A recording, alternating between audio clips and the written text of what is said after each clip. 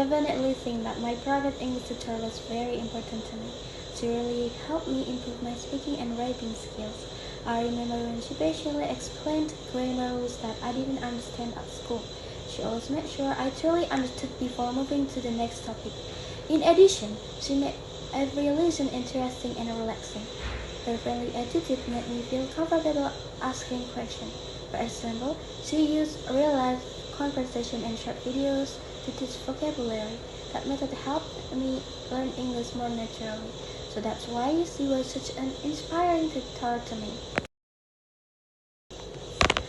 The reading passages announces that the university will stop its free bus service and replace it with a $50 public transportation pass. The woman in the conversation hates the idea because she thinks it will make things harder for students. She started off by saying that there is no public transportation to the Devil Science Center. Students will have to walk about 20 minutes through unsafe neighborhoods to get there. She also mentioned that the $50 pass is not enough to cover a whole semester. It will only pay for around 1 month of transportation, so many students won't be able to afford it. In conclusion, she strongly disagrees with the new policy.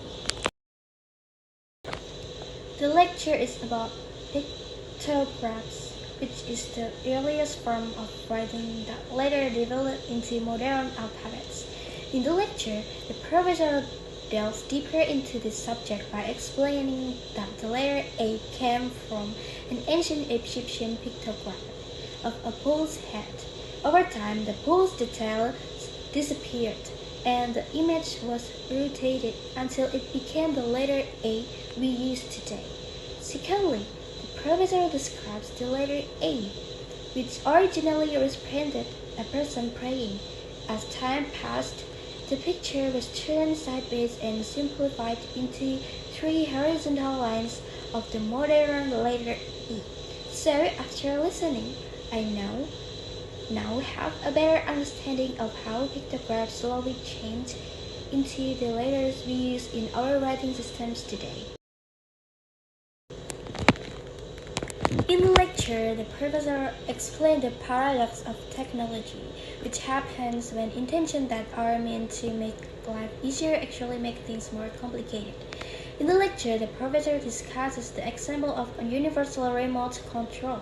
It was supposed to replace several remotes and make using devices simpler, but people have to spend a lot of time programming it and remembering how it works. Secondly, the professor described the example of mobile phones. As phones have become smaller and lighter, their buttons have also become teeny, making it harder for people to use them and causing mistakes like dialing wrong numbers. As you can see, the part of technology show that sometimes new intentions make our lives harder instead of easier.